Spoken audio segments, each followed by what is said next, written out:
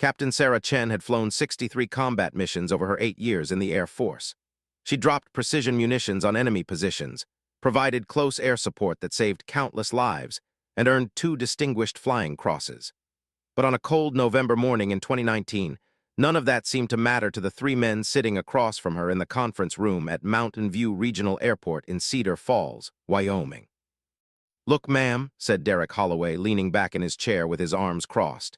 He was the airport manager, a thick-necked man in his 50s with a buzz cut that had gone gray. "We appreciate your service and all that. Really, we do. But this is a civilian operation now. We need someone with experience in our kind of flying." Sarah kept her expression neutral, though her jaw tightened. "I have over 2,000 flight hours. I've flown in conditions that would ground most civilian pilots. I can handle anything this job requires." "In a fighter jet," interrupted Tom Breslin, one of the 2 other board members. He was younger, maybe 40, wearing an expensive jacket that didn't quite fit the rural Wyoming setting. "That's different from what we do here. We need someone who understands bush flying, mountain terrain, emergency medical transport." "I grew up in these mountains," Sarah said quietly. "I learned to fly in a Cessna 172 at the airstrip in Hartley, 40 miles from here. Before the Air Force, I worked summers doing exactly the kind of flying you're talking about." The 3rd man, Ede Morrison, hadn't spoken yet. He was old enough to be her grandfather, with weathered skin and kind eyes that looked uncomfortable with the situation. He cleared his throat. "Miss Chen." "Captain Chen," she corrected gently. "Captain," he acknowledged with a nod. "The thing is, we've got Jack Brennan coming back from Alaska. He's got 20 years of bush pilot experience. The board feels he's the better fit." Sarah had known Jack Brennan in high school. He'd been a senior when she was a freshman, the kind of guy who thought girls belonged in the stands, not in the cockpit. She'd heard he'd washed out of the Air Force pilot program years ago, couldn't handle the pressure. "Jack doesn't have instrument rating for this type of work," Sarah pointed out. "The job posting specifically required it." "He's working on it," Holloway said dismissively. "Look, we've made our decision. We just wanted to tell you in person as a courtesy." As a courtesy. Sarah stood slowly, gathering the folder she'd brought with her letters of recommendation, her flight certifications, her service record. None of it had mattered. She could see it in their eyes. They'd made up their minds before she ever walked in the room. "Thank you for your time," she said, keeping her voice steady. She shook Ede Morrison's hand. He was the only one who stood and walked out with her head high. The November wind cut through her flight jacket as she crossed the parking lot to her old Ford pickup. Cedar Falls spread out below the small regional airport, a town of 8,000 people nestled in a valley surrounded by the Rocky Mountains. She'd dreamed of coming home after her service, of flying these mountains again, of being close to her aging parents. Her phone buzzed, a text from her mother. "How did it go, honey?" Sarah sat in the truck, staring at the message. She couldn't bring herself to respond yet. Through the windshield, she could see the airfield, 3 hangars, 2 runways, and a small fleet of aircraft used for medical transport, search and rescue, and mail delivery to the remote ranches scattered throughout the mountains. It was exactly the kind of flying she loved, the kind that made a difference in people's lives. Her phone rang. She almost didn't answer, but the number was local, the Cedar Falls Medical Center. "Hello? Is this Captain Sarah Chen?" A woman's voice, professional but urgent. "Yes. This is Linda Watts, head nurse at Cedar Falls Medical. I'm sorry to bother you, but we have a situation. There's been an accident up at the Broken Creek Ranch, about 70 miles northeast. A man's been crushed by a tractor. He needs immediate transport to Denver, but the regular medical flight crew is weathered in up north, and the hospital helicopter is down for maintenance." Sarah sat up straighter. "What about the airport? They have other pilots." Derek Holloway said everyone's unavailable or not certified for the conditions. There was a pause. "He suggested I call you, said you were qualified even if you weren't right for the permanent position." Sarah felt a bitter taste in her mouth. So she was good enough for the dangerous emergency work, just not good enough for the job. "What are the conditions?" she asked. "Storm moving in from the west. They're saying it'll hit in about 3 hours. The ranch has a small airstrip barely maintained, and the patient is critical, maybe an hour, 2 at most." Through the truck window, Sarah could see dark clouds building over the western peaks. The storm front looked serious. It would be a challenging flight, even for someone with her experience. For most civilian pilots around here, it would be too risky. "I'll do it," Sarah said, "but I need access to an aircraft immediately." "Ed Morrison's already at the hangar. He's the one who told me to call you.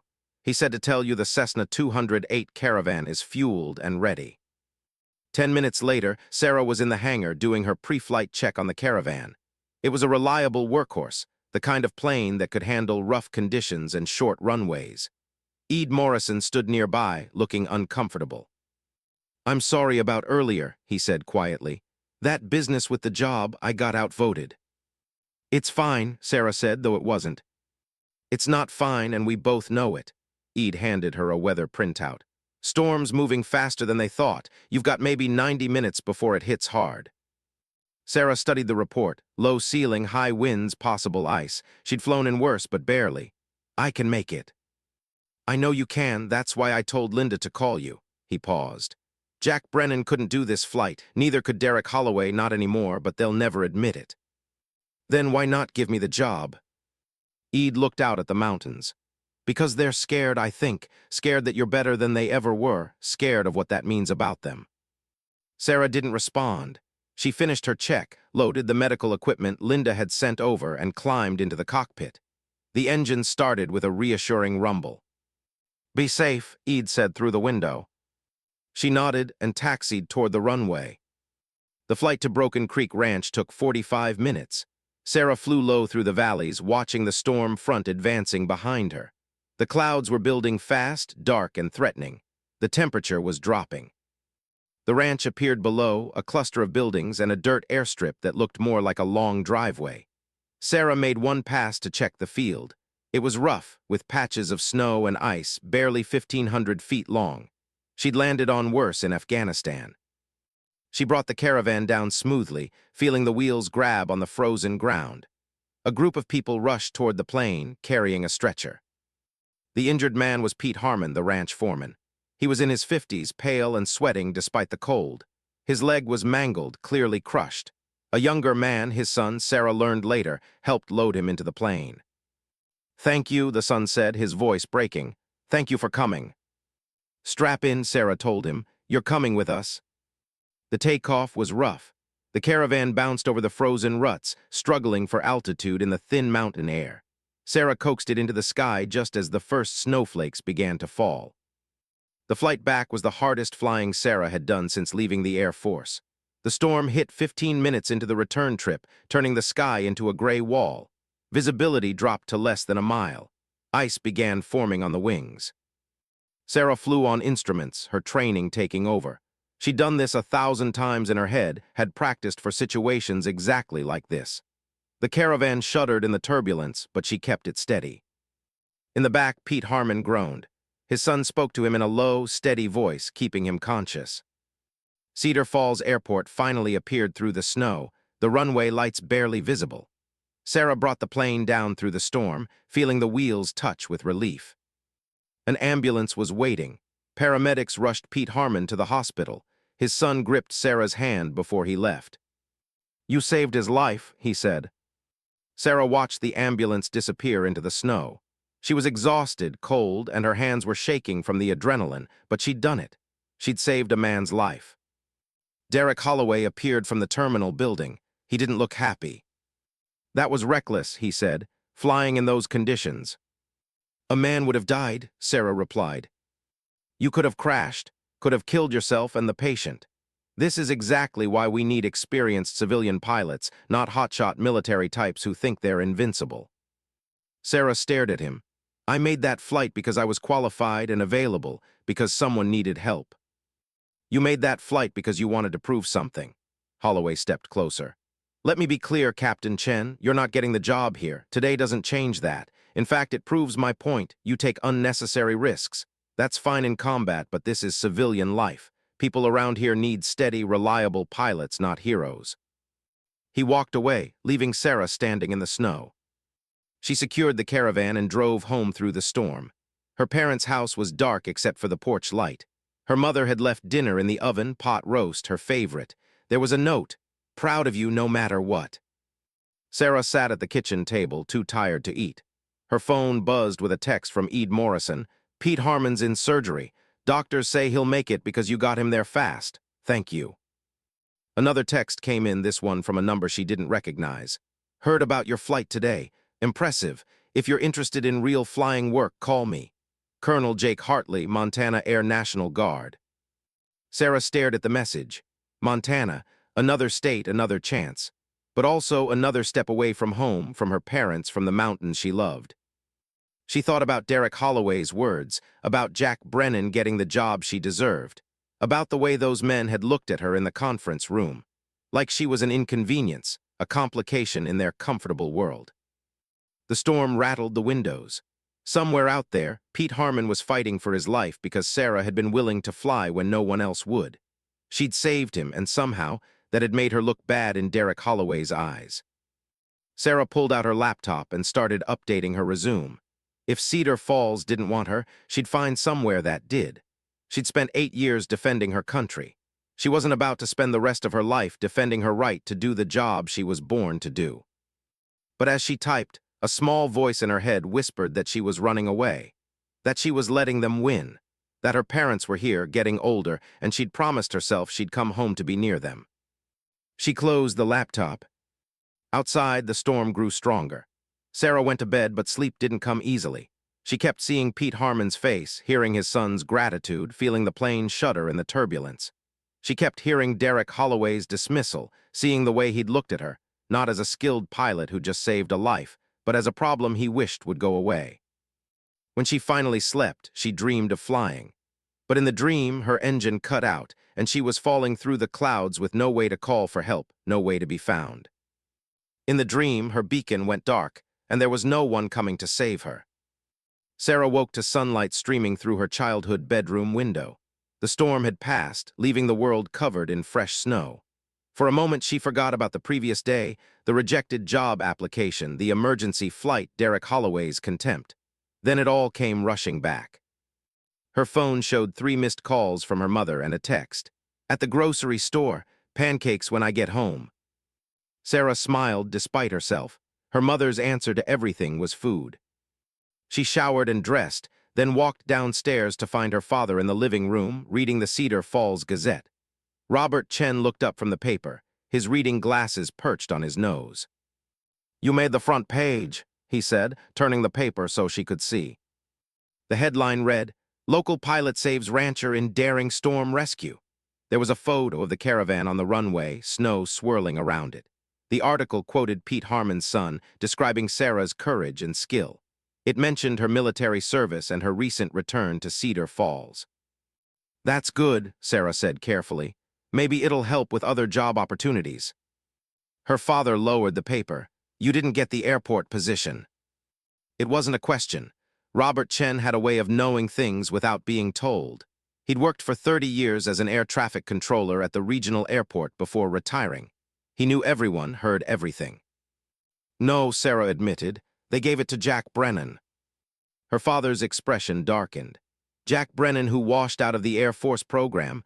Jack Brennan, who barely scraped through his commercial license. "He has bush flying experience."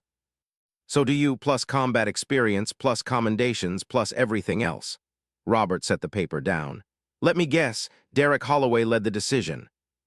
Sarah nodded. Her father sighed. "Derek's been running that airport like his personal kingdom for 10 years. Ed Morrison's been trying to vote him out, but he always has just enough support on the board to stay." "Ed was kind," Sarah said. "He's the one who arranged for me to make the rescue flight." "Ed's a good man. He served in Vietnam, flew helicopters. He understands what you are." Robert paused. "What you are is exceptional, Sarah. Don't let small-minded people make you forget that." Before Sarah could respond, her mother arrived home, arms full of grocery bags. Jennifer Chen was small and energetic, a retired schoolteacher who'd taught 3rd grade for 35 years. She took one look at Sarah's face and set down the groceries. "Oh, honey," she said, pulling Sarah into a hug. "I'm so sorry about the job." "It's okay, Mom." "It's not okay. It's discrimination is what it is." "They didn't say that." "They didn't have to." Jennifer pulled back, her eyes fierce. "I've lived in this town for 40 years. I know how some people think. A woman pilot is fine when it's an emergency and they're desperate, but give her the actual job, pay her the same as a man, that's different. Jack Brennan's more qualified on paper, Sarah said, though the words felt like ashes in her mouth. Jack Brennan is a mediocre pilot with connections, her father said bluntly. His uncle is on the county commission. His cousin works for the state aviation board. That's why he got the job, Sarah, not because he's better than you. Sarah hadn't known about Jack's family connections. It made sense, though. It always came down to who you knew in small towns. "What are you going to do?" her mother asked. "I don't know yet." Sarah showed them the text from Colonel Hartley. "The Montana Air National Guard has an opening." Her parents exchanged a look. Her mother spoke first. "If that's what you want, we support you completely." "But," Sarah prompted. "But we hoped you were home for good," her father said quietly. "We've missed you, Sarah. 8 years is a long time." Sarah felt the familiar pull between duty and desire, between what she wanted to do and what she felt she should do. She joined the Air Force partly to escape Cedar Falls, to prove herself in a bigger world. She'd succeeded beyond her wildest dreams, but she'd always imagined coming home eventually, using her skills to serve the community she grew up in. "I'm not leaving yet," she said finally. "I'll find something here." Her mother made pancakes and they ate together in the kitchen, talking about everything except jobs and flying. It felt normal, comfortable. Sarah had forgotten how much she missed this, the simple rhythm of family life. After breakfast, she drove into town. Cedar Falls looked like a postcard in the fresh snow, Main Street with its brick buildings, the old courthouse with its clock tower, the diner where she'd worked as a teenager. She parked in front of the library and went inside. Mary Henderson, the head librarian, looked up with a warm smile. She'd been Sarah's English teacher in high school. "Sarah Chen," she said, coming around the desk to hug her. "I read about your rescue flight. That was incredible." "Just doing what needed to be done," Sarah said. "That's not what Pete Harmon's family thinks. His daughter came in this morning, crying happy tears. She said you're a miracle worker." Sarah felt her throat tighten. "How's Pete doing?" "In recovery. They saved his leg. The doctors said if you'd been even 30 minutes later, they would have had to amputate." Mary studied her face. "You okay? You look troubled." Sarah found herself telling Mary everything. The job rejection, Derek Holloway's dismissal, her uncertainty about what to do next. Mary listened without interrupting, the way she'd listened to Sarah's teenage problems 15 years ago. "You know what I think," Mary said when Sarah finished. "I think Derek Holloway is terrified of you. He's not scared, he's dismissive. Same thing sometimes. You represent everything he's not: courage, skill, actual merit. Men like Derek build their self-worth on being the best at what they do. When someone comes along who's clearly better, especially someone they've been taught to see as lesser, it threatens their entire identity." "So what do I do?" "You keep being excellent," Mary said firmly. "You don't shrink yourself to make small men comfortable. You fly, you save lives, and you let your work speak for itself." Sarah left the library feeling slightly better. She spent the afternoon running errands, trying to settle back into civilian life. At the hardware store, the owner thanked her for her service. At the post office, the clerk had read about her rescue flight. People were kind, respectful. But she also noticed the whispers, the looks. At the diner, she overheard 2 men talking about her. "She's good, I'll give her that," one said. "But flying in that storm was reckless, could have gotten herself killed." "Military pilots," the other responded. "They're trained for combat, not civilian work. It's a different mindset."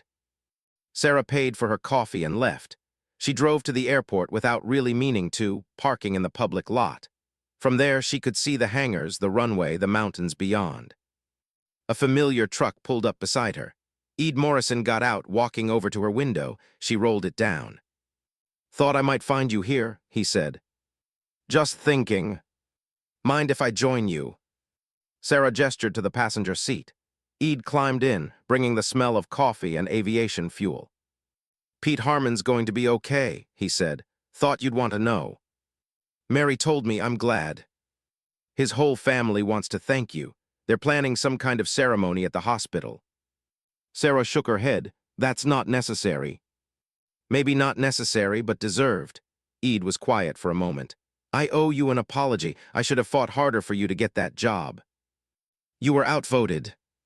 "I was a coward. I knew it was wrong, but I went along with it because making waves is uncomfortable. Eid looked at his hands. I'm 73 years old, Sarah. I flew helicopters in Vietnam. I've been on the airport board for 20 years, and I still let Derek Holloway bully me into making the wrong decision. It's not your fault. It is, though. Good people staying silent. That's how injustice continues. He turned to face her. I'm going to call for a vote of no confidence in Derek Holloway at the next board meeting. I'm going to push to reopen the pilot position, and I'm going to make sure you get a fair chance. Sarah wanted to believe him, but she'd learned to be cautious. Derek won't go quietly. No, he won't, but he's made enemies over the years. People are tired of his attitude, and after yesterday's rescue, you have credibility in this town. Eid smiled slightly. You're a hero, Sarah, whether you like it or not. I'm not a hero, I'm just a pilot who did her job. That's what heroes always say. Over the next week, Sarah settled into an uncomfortable limbo. She helped her parents around the house, went on long runs in the mountains, and tried not to think about her future. But the phone kept ringing. A reporter from Denver wanted an interview. A podcast host wanted her on his show about military veterans. A local veterans group asked her to speak at their monthly meeting. Each time, Sarah politely declined. She wasn't interested in attention. She just wanted to fly. Then, on a Saturday afternoon, everything changed. Sarah was at her parents' house, helping her father fix the back porch railing when her mother called them inside. The television was on, tuned to the local news. You need to see this, Jennifer said, her face pale. The news anchor was speaking. Breaking news from the Cedar Falls Regional Airport. A medical transport flight has crashed in the mountains approximately 40 miles northeast of town. The pilot, identified as Jack Brennan, and 2 passengers are missing. Search and rescue teams are being mobilized, but heavy fog and difficult terrain are hampering efforts. Sarah's blood ran cold. She grabbed her phone and called Eid Morrison. I'm at the airport, Eid said immediately. It's bad, Sarah. Jack was transporting a pregnant woman having complications and her husband. They lost radio contact about 30 minutes ago. Last known position was near Shadow Peak. Shadow Peak. Sarah knew that area, steep terrain, narrow valleys, unpredictable weather. In fog, it would be almost impossible to navigate visually. What's being done? She asked. County search and rescue is assembling, but they're saying it'll be at least 2 hours before they can get a helicopter up. The fog is too thick, and it's getting dark soon. I can go, Sarah said immediately. I know that terrain. There was a pause. Derek won't authorize it. He's saying it's too dangerous, that we can't risk another pilot. People are dying up there, Eid. I know, but Derek's the airport manager. Without his authorization, you can't take a plane. Sarah ended the call and stared at the television. The news was showing aerial footage from earlier in the day before the fog rolled in. She could see Shadow Peak, its granite face disappearing into the clouds. Her father was watching her. You're thinking about going anyway. They'll die if someone doesn't get to them soon, Sarah said. That woman is pregnant. Every minute counts. It's illegal to take a plane without authorization. I know. Robert Chen looked at his daughter, the little girl who used to build model planes, the teenager who'd earned her pilot's license at 16, the Air Force captain who'd flown combat missions. He saw all of her at once. Your mother and I didn't raise you to follow unjust rules, he said quietly. We raised you to do what's right. Sarah called Eid back. I need keys to a plane. Sarah. Eid, please, I can find them. I know that terrain better than anyone. Jack probably tried to fly through Harmon Canyon. That's what everyone does, but it's a death trap in fog. I know another route, an old mining road that opens up into a valley. If he's down, that's where he'll be. Eid was silent for a long moment. My keys are in my truck. It's unlocked, parked behind Hangar 2. The Cessna 182 is fueled and ready. I was going to take it up for maintenance tomorrow. Thank you. Sarah, be careful, and be prepared for the consequences. Derek will try to press charges. Let him. Sarah grabbed her flight jacket and headed for the door. Her mother caught her arm. Come back safe, Jennifer said, her eyes wet. We just got you home. I will, Mom, I promise. 20 minutes later, Sarah was at the airport. She found Eid's truck exactly where he'd said, keys in the cup holder. She moved quickly through the hangar, doing a hasty pre-flight check on the Cessna 182. It was an older plane, but well-maintained and reliable. She heard voices, airport security making their rounds. Sarah ducked behind the plane, waiting for them to pass. Her heart was pounding. She was about to commit a serious offense, possibly end her flying career permanently. But she kept seeing that pregnant woman's face on the news, kept thinking about Jack Brennan, who she didn't even like, hurt and waiting for rescue. The security guard moved on. Sarah climbed into the cockpit and started the engine. Derek Holloway's voice came over her headset immediately. "Who authorized that engine start? Identify yourself." Sarah pulled on the headset. "This is Captain Sarah Chen. I'm taking the 182 up to search for the downed aircraft." "You are not authorized." "I know the terrain and I know how to find them. I'm going." "If you take that plane, you'll be arrested. You'll lose your license. I'll make sure you never fly again." Sarah taxied toward the runway. "There are 3 people dying in those mountains, Derek. You can arrest me when I get back." She pushed the throttle forward and lifted into the gray afternoon sky, flying toward Shadow Peak, flying toward whatever consequences awaited. But first, she had to save 3 lives.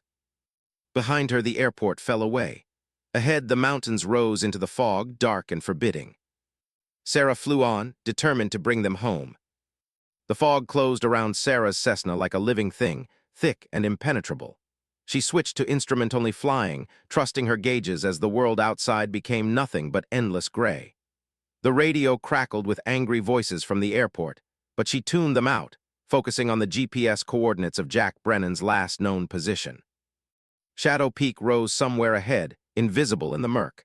Sarah flew low, following the terrain with practiced precision. She'd flown these mountains hundreds of times as a teenager, knew every valley and ridge. Now that knowledge might be the difference between life and death. "If I were Jack," she muttered to herself, "where would I be?" The standard route through this area was Harmon Canyon, a wide, relatively safe passage used by every local pilot. But in fog, Harmon Canyon became a trap. The walls closed in without warning, and if you couldn't see, you'd fly straight into granite. Jack would have known that. He'd have tried to turn back, maybe look for an alternative, but panic made pilots do stupid things. Sarah had seen it in training, seen cocky students freeze when conditions deteriorated. She banked left, following a hunch. There was an old valley used by miners a century ago, barely on the charts, but it opened into a flat area where a skilled pilot might set down in emergency. It was a long shot, but her instincts said it was right. The radio crackled, a different voice this time, calm and professional. "Aircraft transmitting near Shadow Peak. This is Cedar Falls Search and Rescue. Identify yourself and state your intentions." Sarah keyed the mic.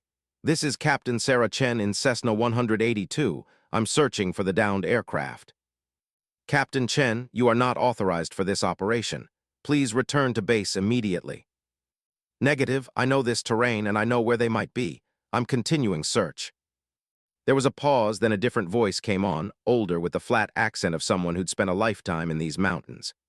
"Captain Chen, this is Carl Brennan with Search and Rescue. I'm Jack's father. If you think you know where my boy is, I'm not going to stop you. But be careful. We've lost the ELT signal, the emergency beacon. We're flying blind up here." The ELT, emergency locator transmitter. Every aircraft had one, automatically activated in a crash. If it was silent, either the impact had destroyed it or something worse had happened. "Copy that, Mr. Brennan. I'll keep you updated." Sarah flew on, dropping lower. The fog was patchy here, occasionally breaking to reveal glimpses of the terrain below. She saw the old mining road, barely more than a scar on the mountainside, and followed it into the valley. Then she saw it, a flash of white against dark trees. Sarah circled lower, her heart pounding. It was the medical transport plane, nose down in a clearing, one wing crumpled, but it was intact enough that survivors were possible. "Search and rescue, I have visual on the aircraft," Sarah transmitted, reading off the GPS coordinates. "Aircraft is down but appears relatively intact. I'm going to attempt landing." "Captain Chen, the terrain is too dangerous." Sarah tuned them out. The valley floor was rough, covered in snow and broken by scattered boulders. It wasn't a runway. It wasn't safe. But she'd landed in worse places in Afghanistan, on roads under fire in desert sandstorms. She brought the Cessna down in a tight spiral, bleeding off speed. The ground rose up fast. At the last second, she leveled out, feeling the wheels grab on the uneven surface. The plane bounced hard. Sarah fought the controls, keeping it straight as rocks scraped the undercarriage. Then she was down, sliding to a stop 50 yards from the crashed plane. Sarah grabbed the emergency kit from behind her seat and ran through the snow. The fog was thinner on the ground, but darkness was coming fast. She had maybe 30 minutes of usable light left. The crashed plane's door was jammed.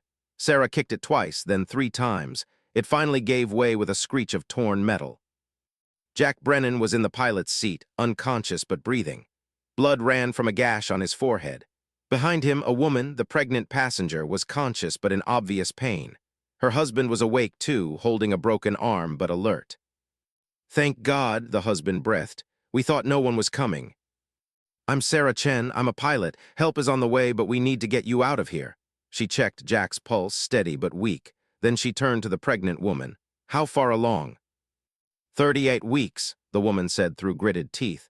"The baby's coming. The contractions started an hour ago." Sarah's medical training was limited. Basic combat first aid, nothing about childbirth. But she knew enough to understand the gravity. A woman in labor in a crashed plane in the mountains as darkness fell. "What's your name?" Sarah asked, keeping her voice calm. Emma Rodriguez. This is my husband, Michael." "Okay, Emma. I'm going to get you out of here, and we're going to make sure both you and your baby are fine. Do you trust me?" Emma nodded, tears streaming down her face. Sarah carefully extracted Emma from the wreckage, supporting her weight as they moved to the clearing. Michael followed, cradling his broken arm. Sarah went back for Jack, dragging his unconscious form into the snow. He was heavy and her back screamed in protest, but she got him clear of the aircraft. The radio in her own plane crackled. "Captain Chen, rescue helicopter is inbound, ETA 20 minutes. Can you mark your position?" Sarah looked around. Darkness was falling fast and the fog was thickening again. The helicopter would never find them in these conditions. Then she remembered the emergency flares in her kit. She ran back to the Cessna and grabbed them, firing 2 into the sky. They burst red against the gray, briefly illuminating the valley before fatting. "Flares deployed," she transmitted. "But visibility is deteriorating rapidly. I'm not sure the helicopter will be able to land." Emma cried out, a sharp sound of pain. Sarah rushed to her side. The woman was on her back in the snow, her face contorted. "The baby's coming now," Emma gasped. "I can feel it." Michael looked terrified. Sarah felt a spike of fear herself, but she pushed it down. Fear was useless. Action was everything. She knelt beside Emma. Okay, we're going to do this. Michael, I need you to stay with Jack, keep him warm. Emma, you're going to have to trust me." "Do you know what you're doing?" Emma asked desperately. "No," Sarah admitted. "But I've done a lot of things I didn't know how to do. We'll figure it out together." For the next 15 minutes, Sarah helped Emma through labor in a mountain clearing as snow began to fall again. She talked to Emma constantly, keeping her focused, remembering everything she'd ever seen in movies or read in books about childbirth. It wasn't enough, but it had to be. Emma screamed. Sarah saw the baby's head. She positioned her hands, praying she wouldn't hurt anyone. "One more push," she said. "You can do this, Emma." Emma pushed, and suddenly Sarah was holding a tiny, slippery human being. The baby, a girl, was silent for a terrifying moment. Then Sarah remembered, turned her over, cleared her mouth, and the infant let out a strong, angry cry. Sarah laughed, almost sobbing with relief. "She's beautiful. You did it, Emma." She wrapped the baby in her flight jacket, placing her on Emma's chest. Michael was crying, Jack was still unconscious, and Sarah was kneeling in the snow covered in blood and birth fluids, but they were alive. All of them were alive. The sound of helicopter rotors cut through the fog. The rescue bird appeared overhead, spotlights sweeping the valley. It circled once, twice, then began to descend. The next hour was a blur. Paramedics took over, stabilizing Jack and Emma. The baby was checked, healthy, perfect. Michael's arm was splinted. Sarah found herself sitting in the snow, watching as they loaded everyone into the helicopter. Carl Brennan, Jack's father, approached her. He was an older man, weathered and tough, with tears on his face. "You saved my son's life," he said simply. "And that family, I don't know how to thank you." "Just doing what needed to be done," Sarah said, her standard response. Carl shook his head. No, you did what no one else could do. You flew into that fog when everyone else said it was impossible. You landed in this valley. You delivered that baby. He gripped her shoulder. You're a damn hero, Sarah Chen. A paramedic approached. Captain Chen, we need to get you checked out. You're hypothermic. Sarah realized she was shivering violently. Without her flight jacket, she'd been exposed to the cold for too long. She let them wrap her in blankets and guide her to the helicopter. As they lifted off, Sarah looked down at the crashed plane and her own Cessna, small and alone in the darkening valley. She'd have to come back for it tomorrow. Right now, all that mattered was that everyone was safe. The helicopter flew through the fog toward Cedar Falls. Sarah dozed, exhausted beyond measure. She dimly heard the paramedics talking. She's incredible. Did you see what she did? Landed in that valley in zero visibility, delivered a baby, saved 4 lives. That's going to be a hell of a story. Sarah wanted to tell them it wasn't a story, it was just necessity. But sleep claimed her before she could speak. She woke in the Cedar Falls Medical Center in a private room. Her mother was sitting beside the bed, holding her hand. When she saw Sarah's eyes open, Jennifer Chen burst into tears. Oh, thank God. Oh, Sarah, you scared us to death. I'm okay, Mom. You're not okay. You're hypothermic, exhausted, and you violated about 10 different laws. Jennifer laughed through her tears.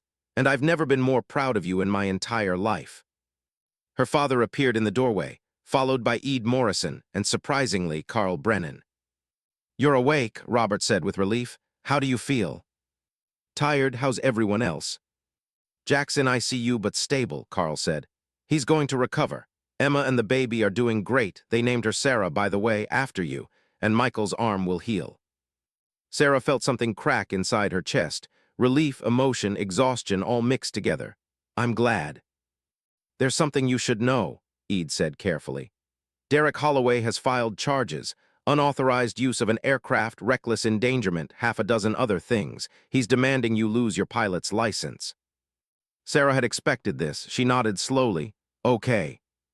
It's not okay, Carl Brennan said forcefully. That man is a vindictive bastard. My son's alive because of you. That family's alive because of you. I'm not going to let him destroy you for doing what was right. Neither am I, said a new voice from the doorway. Sarah looked up to see Pete Harmon, the rancher she'd saved 2 weeks ago. He was on crutches, but he was walking. Behind him were Emma's husband, Michael, his arm in a cast, and what looked like half the town of Cedar Falls. We heard what happened, Pete said. We heard what Derek's trying to do to you, and we're not going to stand for it. There are over 300 people outside this hospital right now, Ed added. All here to support you. The local news is here too. National news is on the way. The story's gone viral. A military pilot delivering a baby in a crashed plane in the mountains. That's the kind of thing people remember. Sarah didn't want to be remembered. She wanted to fly to help people, to do her job. But looking at the faces around her, grateful, determined, angry at the injustice, she realized this was bigger than her now. What do I need to do? She asked. Ed smiled. First, you need to rest, then we fight back, because Derek Holloway just picked a battle with the wrong pilot. Sarah closed her eyes, letting herself rest for the first time in what felt like days. Outside her window, she could hear the crowd chanting her name. She'd saved 4 lives, and in doing so, she'd apparently started something she couldn't control. But that was a problem for tomorrow. Tonight, she just needed to sleep. Sarah was released from the hospital the next morning against medical advice. The doctors wanted to keep her for observation, but she signed the discharge papers and walked out into a media circus. Television cameras, reporters, and what looked like half of Cedar Falls crowded the hospital parking lot. Sarah froze on the steps, overwhelmed by the attention. Her mother squeezed her arm. You don't have to talk to them if you don't want to, Jennifer said.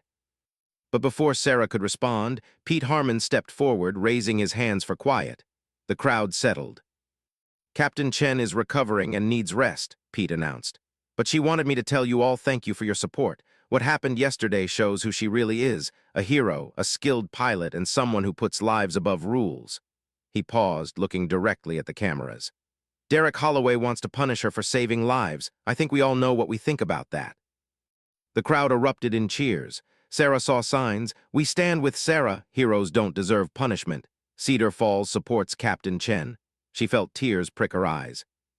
A reporter shouted a question. "Captain Chen, do you regret taking that unauthorized flight?" Sarah stepped forward and the crowd quieted immediately. "I don't regret saving lives. I'd do it again, but I respect the law and I'll accept whatever consequences come." She paused. "I just hope people remember that sometimes doing what's right means breaking what's written." That quote would be replayed on national news for the next week. Sarah's father drove her home through streets lined with supportive people. Someone had put up a banner. "Thank you, Captain Chen." The local diner's sign read, "Free coffee for heroes." "This is surreal," Sarah muttered. "You're famous," her father said with a slight smile. "How does it feel?" "Uncomfortable. I didn't do this for attention." "The best heroes never do." At home, Sarah found her voicemail full. Reporters, interview requests, even a message from a Hollywood agent asking about film rights. She deleted most of them, but saved one, from Colonel Hartley of the Montana Air National Guard. "Captain Chen, I've been following your story. What you did was extraordinary. The offer I made before still stands, but I understand if you want to stay and fight in Cedar Falls. Either way, you have my complete support. Semper Fi." Sarah sat on her childhood bed, looking at the model planes on the shelf, the certificates on the wall. This room was frozen in time, a shrine to who she'd been. But who was she now? Her phone rang. Ed Morrison.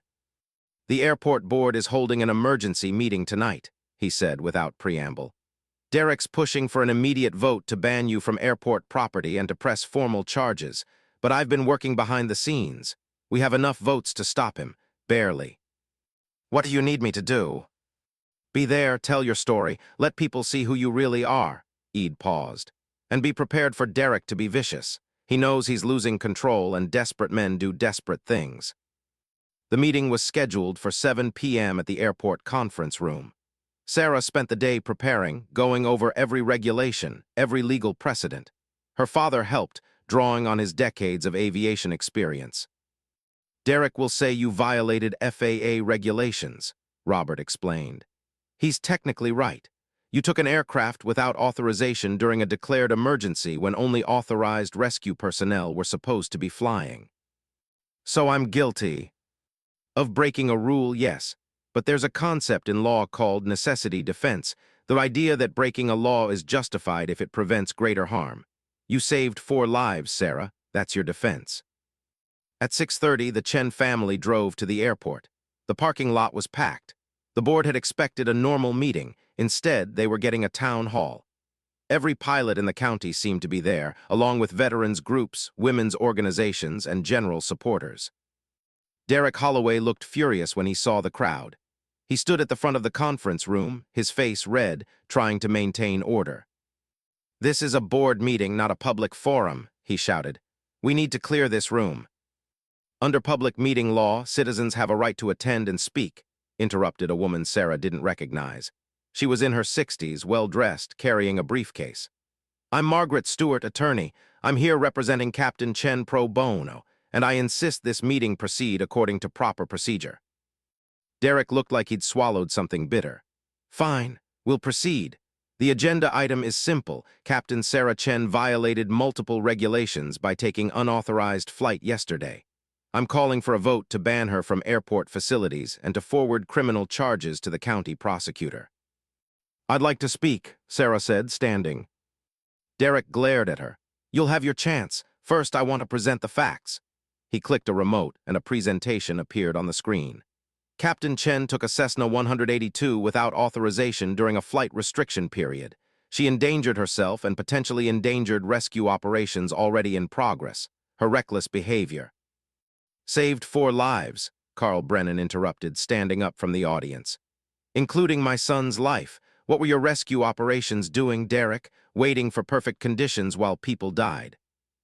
"We were following proper procedure." "Procedure that would have been too late," Carl shot back.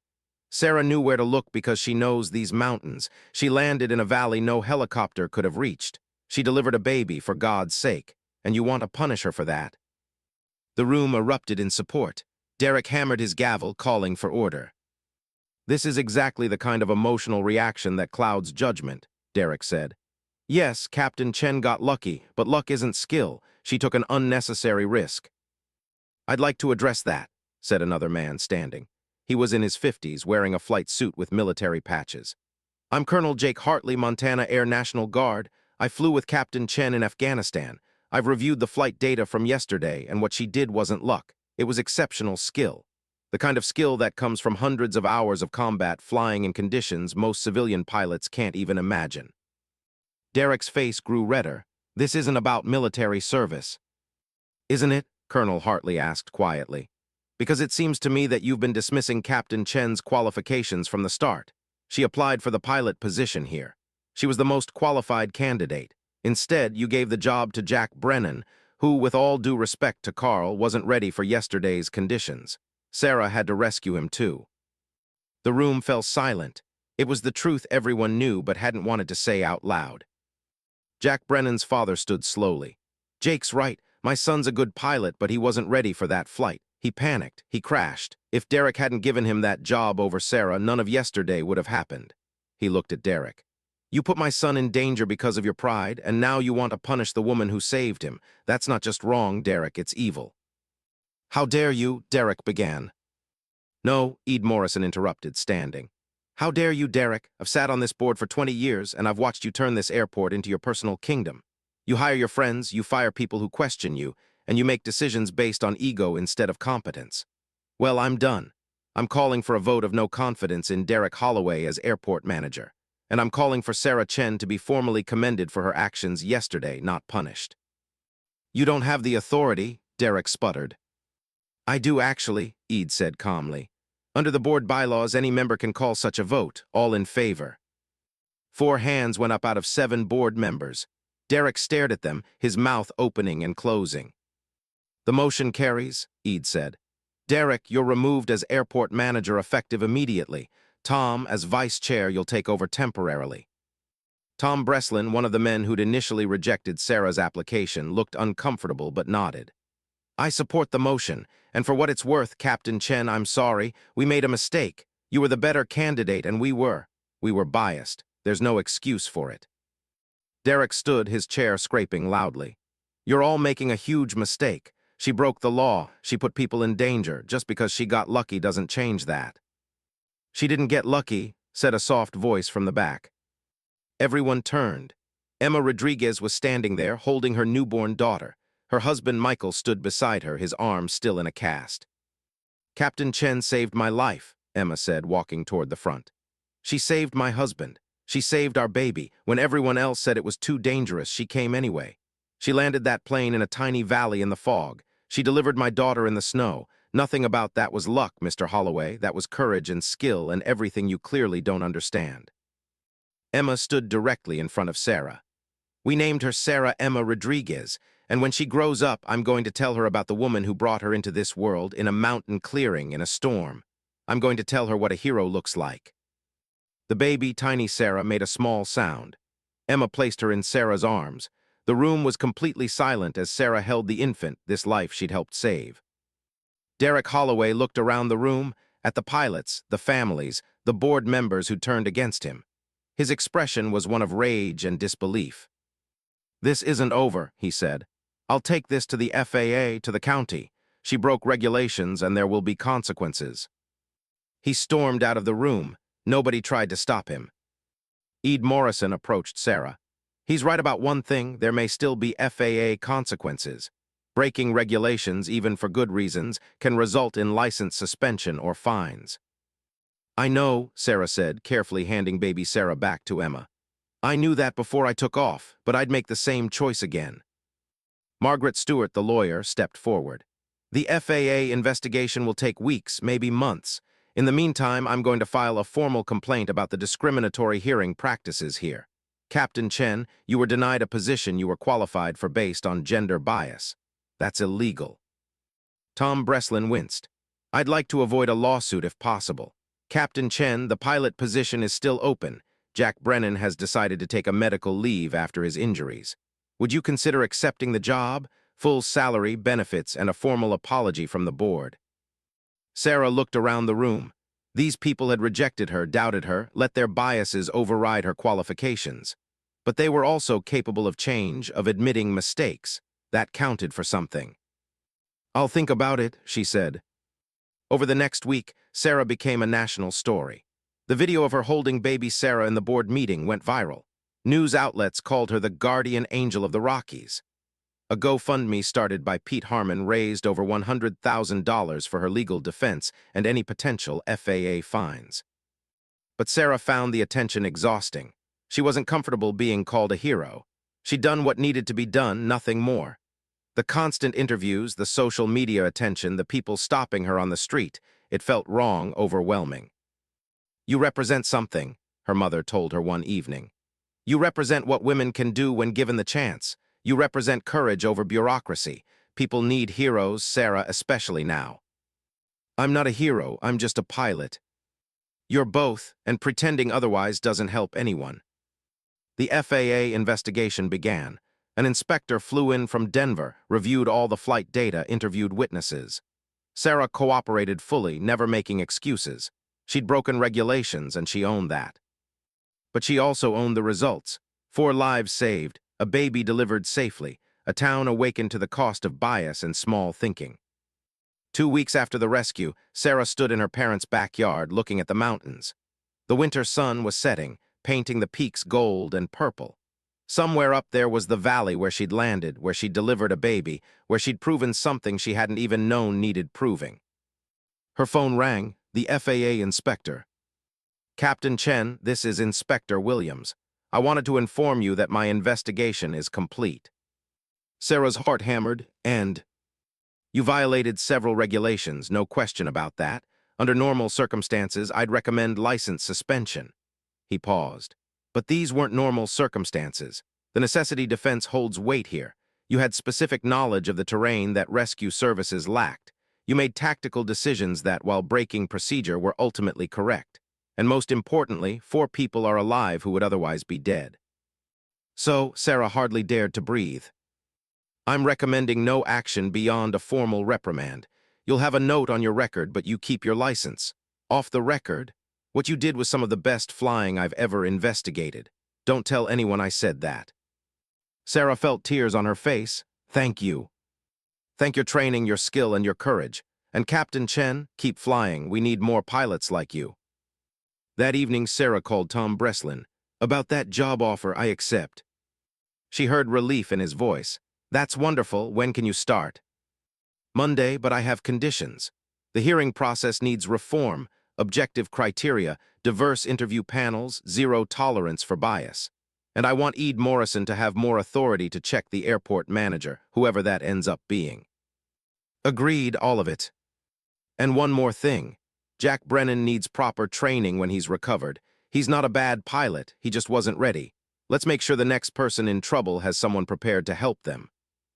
"Done. Welcome aboard, Captain Chen." Sarah stood in the backyard, watching the stars emerge. She thought about the path that had led her here, the rejection, the emergency rescue, the media storm, the fight with Derek Holloway. None of it had been easy. All of it had been necessary. She thought about the women who'd come before her in aviation, fighting for every inch of respect. She thought about the women who'd come after, who might find it a little easier because of what she'd done.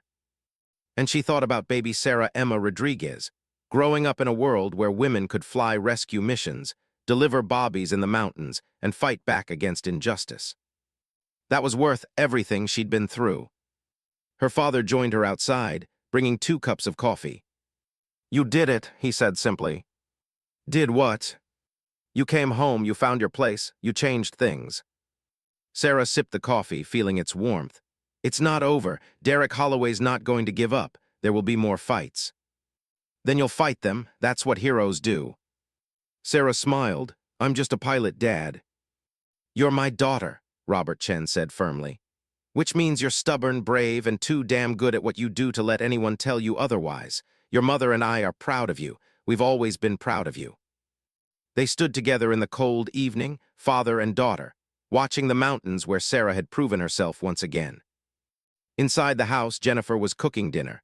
The smell of her mother's cooking drifted out, pot roast again, Sarah's favorite. Everything felt familiar, comfortable, right. For the first time since coming home, Sarah felt like she truly belonged. Not because she'd earned anyone's approval, but because she'd fought for her place and won. She'd saved lives, she'd stood up to injustice. She'd shown Cedar Falls what courage looked like. And tomorrow she'd wake up and do it all over again, because that's what pilots did. They flew no matter what storms stood in their way. Sarah started her new position as the medical transport pilot on a cold Monday in December. She arrived at the airport before dawn, finding Ede Morrison already there, holding 2 cups of coffee. "Thought you might need this," he said, handing her one. "First day nerves."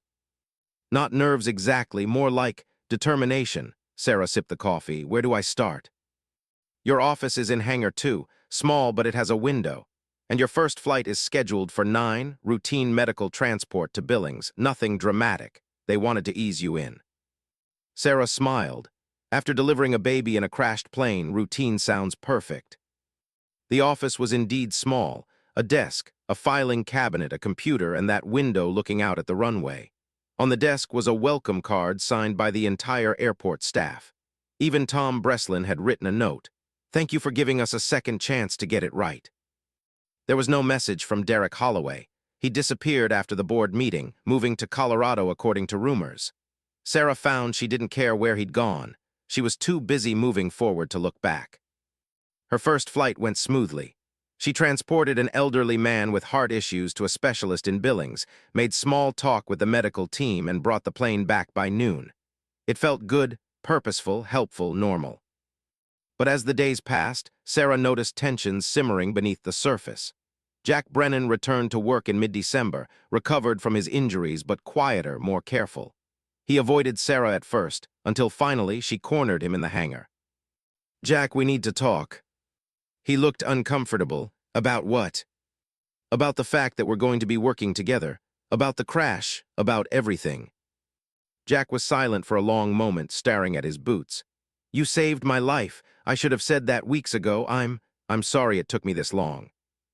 "I was doing my job." "You were doing my job," Jack corrected. "The job I wasn't good enough for. You were right and I was wrong. So was everyone who chose me over you." He looked up, meeting her eyes. "I'm not going to make excuses. I panicked up there. I flew into conditions I couldn't handle. I put Emma and Michael in danger because I was too proud to turn back earlier."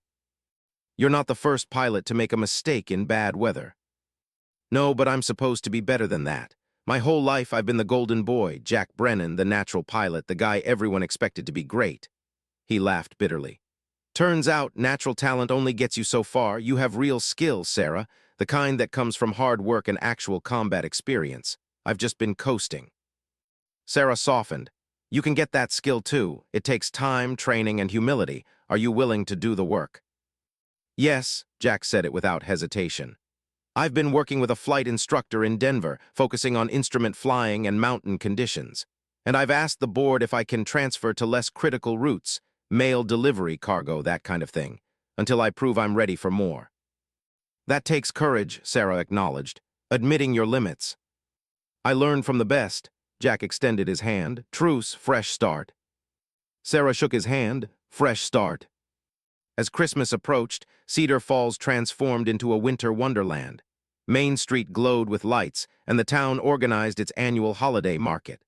Sarah found herself pulled into the festivities more than she expected.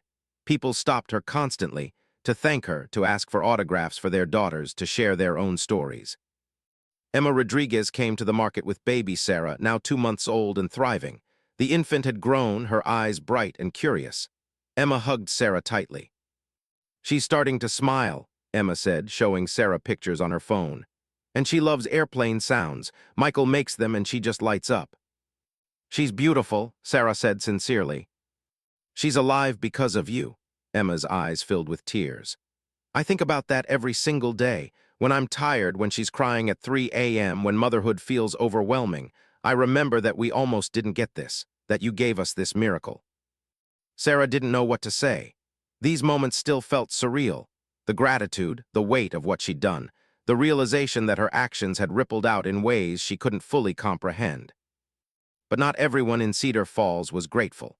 A small but vocal group, mostly friends of Derek Holloway, continued to criticize Sarah. Letters to the editor appeared in the Cedar Falls Gazette, questioning whether she'd really been a hero or just a reckless pilot who got lucky. Anonymous posts on social media accused her of grandstanding, of using the rescue for personal gain. Ignore them, her mother advised. Bitter people will always find something to criticize. But ignoring them became harder when the criticism turned more pointed. Someone spray-painted, "Go back to where you came from," on the side of the airport hangar.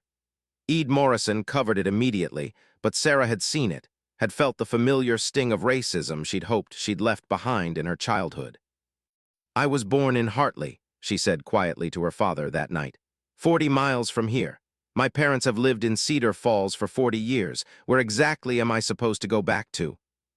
Robert Chen's expression was hard. "You know exactly what they mean, and it's not about geography." Sarah did know. Her father was third-generation American, her mother second-generation. But to certain people, their Asian heritage meant they'd never truly belong, no matter how long their family had been here, no matter what they contributed. "I thought things had changed," Sarah said. "They have, mostly, but there will always be people who feel threatened by excellence that doesn't look like they expected." Her father squeezed her shoulder. "Don't let them drive you away. That's what they want." The harassment escalated.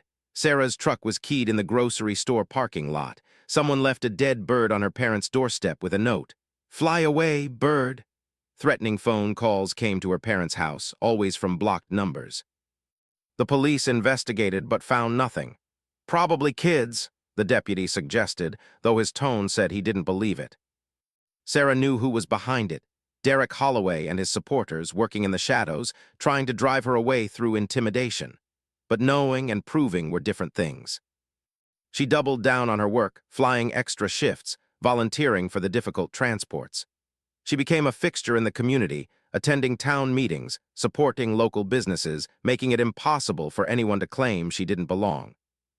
In January, a story broke that changed everything. A reporter from Denver investigated Derek Holloway's tenure as airport manager and discovered financial irregularities. Money earmarked for safety improvements had been diverted. Maintenance records had been falsified. Equipment inspections had been signed off without actual inspections occurring. The story went national. The FAA launched a formal investigation, and what they found was damning. Derek had been cutting corners for years, pocketing money through shell companies, endangering every pilot and passenger who used Cedar Falls Regional Airport. "He was corrupt the whole time," Ed Morrison said, reading the report with disgust. "The safety violations alone could have gotten people killed." Sarah felt vindicated but also angry. How many inspectors saw this and did nothing? How many people knew and stayed silent? "Fear," Ed said quietly. "Derek was powerful, he had connections, people were afraid of him." He looked at Sarah. "You weren't. That's why he hated you so much. You represented everything he feared: competence, integrity, courage. You were a living reminder of his inadequacy." The town of Cedar Falls reeled from the revelations. Some defended Derek, claiming the investigation was a witch hunt, but most were outraged, demanding accountability. Derek Holloway was arrested in Colorado and extradited to Wyoming to face charges. Sarah watched the news coverage with mixed feelings. She didn't celebrate anyone's downfall, but she understood justice. What surprised her was the apology that followed. Tom Breslin called a public meeting at the airport. The entire board was there, along with dozens of community members. Tom stood at the front, looking uncomfortable but determined. "We owe this community an apology," he began. "For years, we enabled Derek Holloway's corruption through our silence. We knew something wasn't right, but we didn't have the courage to act. And when Captain Sarah Chen applied for the pilot position, we let our biases and Derek's influence guide our decision instead of objective qualifications." He turned to Sarah, who was standing in the back of the room. "Captain Chen, you deserved that job from the start. You were the most qualified candidate. We rejected you because of bias, gender bias, possibly racial bias, and certainly because Derek felt threatened by your competence. That was wrong. It was illegal, and it nearly cost this community a skilled pilot who has since saved multiple lives." The room was silent. Sarah felt dozens of eyes on her. "We can't undo our mistake," Tom continued. "But we can commit to doing better. We've implemented the reforms you suggested: objective hearing criteria, diverse interview panels, oversight of management decisions. We've made these changes because of you, Captain Chen, and we hope you'll accept our sincere apology." Sarah walked to the front of the room. She looked at the board members, at the community members, at the faces that had doubted her, and the faces that had supported her. "I accept your apology," she said, "but apologies only matter if they lead to change. Real change. Not just in hearing practices, but in how we see each other, how we value each other, how we recognize excellence regardless of who's displaying it." She turned to address the entire room. "I'm not special. There are women like me everywhere, in the military, in civilian life, in every profession, who are told they're not good enough, who are passed over for less qualified men, who have to be twice as good to get half the recognition. What happened to me happens to thousands of women every single day. But here's what I've learned. We can't wait for permission to be excellent. We can't wait for people to recognize our worth. We have to show it, prove it, demand it. And when we do, we make it easier for the next woman and the next until eventually excellence is just excellence,